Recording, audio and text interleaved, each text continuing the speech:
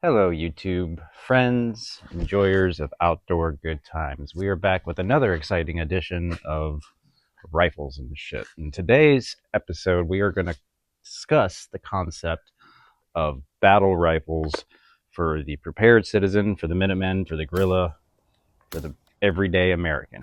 Now, if you ever done anything just because you could and not necessarily because you should, go ahead and give me a thumbs up because today we are talking about the concept of civilian battle rifles. Now, what is a battle rifle? Well, for the purposes of this video, we are just going to consider that a semi-automatic rifle capable of firing or shooting a larger caliber such as 308 or 7.62 by 51. Now, this particular example we are going to talk about today is just a concept, and I want to hear from you all down in the comment section. Do you think this is a feasible concept for the civilian resistance or the prepared citizen minded person? Now, I've seen several schools of thought, and to be fair, what started this whole rifle series, I'm being eaten by a mosquito. Nice. What started this whole series was actually a video response to a large content creator's video series where he was going through civilian resistance concepts. I'm going to go ahead and say who that was. It's Bear Independent. Now, say what you will about Bear Independent. I know a lot of people don't necessarily care for Bear Independent, but I have found him to be a source of information at the very most, or at the very least, entertainment through the years. So now, in that video series, he also discussed the concept of the large caliber or the battle rifle from the standpoint of the prepared citizen mindset. Now, the thing about the 308 or the 7.62 by 51, of course, is a lot spendier than your 5.56 or 223 rifles.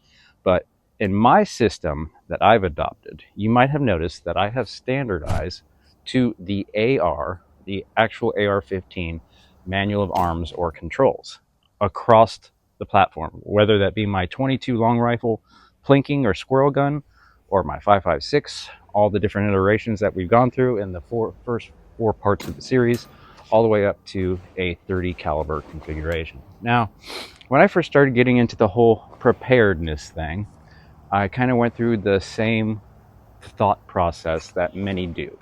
I watched the prepper videos, I followed advice, I went and got my standard handgun, one rifle of intermediate cartridge, the 5.56 or 223, so my AR, one shotgun, and then one bolt gun for presumably long range food procurement, sniping, whatever the case may be.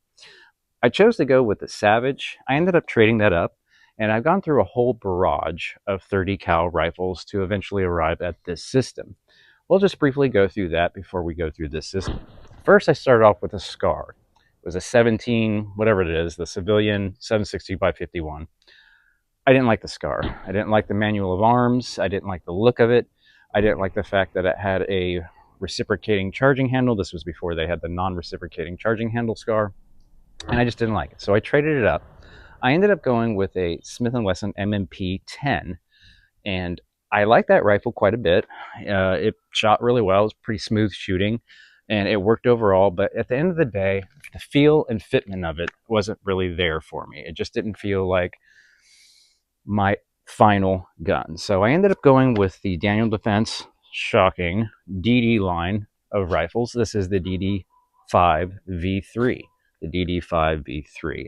And what this is a 16-inch 7.62 by 51 NATO, or 308 if you will. I notice it says 7.62 right there.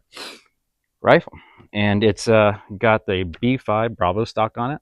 It's got the stock Daniel Defense handguard, or pistol grip, excuse me. And then it's got this, I guess, proprietary to them, mostly M-lock with some Picatinny on top, handguard. And it's pretty robust and it's good to go. Now, one of the things that I've found, and I've learned this from smarter people, more experienced doing the things through the years, and something that even was alluded to in that Bear series, is that the 308 or AR-10 class of rifles are not like the AR-15 rifles. What do I mean by that? Well, even though they're similar, have a similar operating system and manual of controls, unlike the AR-15, there is not a lot of interchangeability between brands and manufacturers in the 308 like there is the AR-15. For example, most AR-15 lowers are going to be made up with most AR-15 uppers. That might not necessarily be the case in your AR-10 class of rifles. So this DD5 series upper or lower isn't necessarily going to mate up against a stoner rifle, isn't necessarily going to mate up against the Smith & Wesson M&P10, isn't going to mate up against any of the Palmetto State, the Saber or whatever it is, the Spear or whatever it is their 308 or 7.62 rifles are, or any of the other popular sporting rifles in the 7.62 or 308 caliber rifle out there.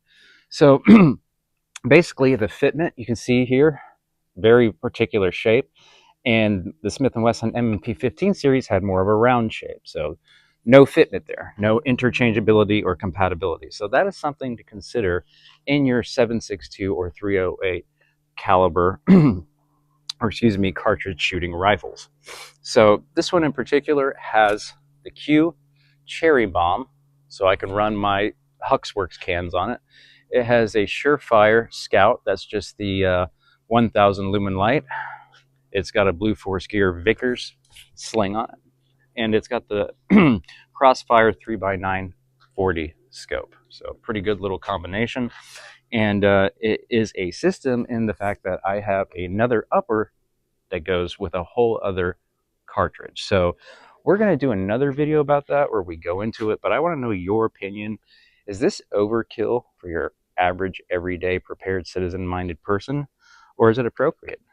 Do you think your average American is going to need something like this for civilian resistance or Minuteman type style operations in the future?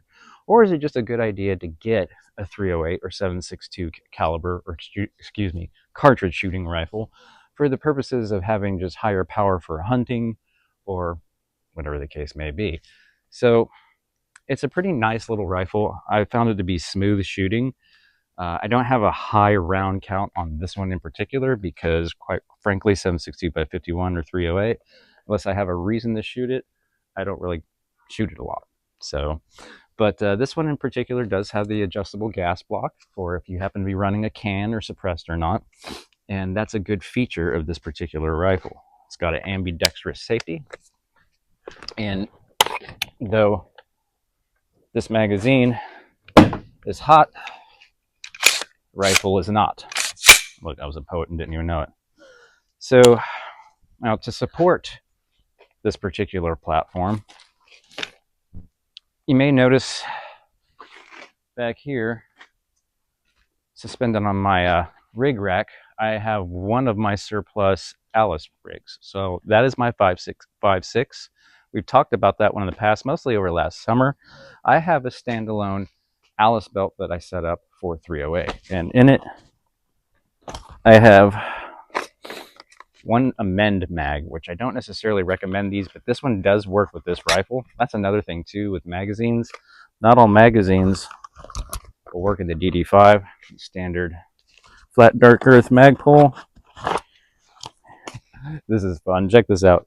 I was going through my 4th of July stuff over the summer. I found these, so I stuck a couple in here just for shits and giggles. Over here I have a double magazine pouch. I do have a magazine in here for my Glock 26. This is a Glock 19 magazine. X grip.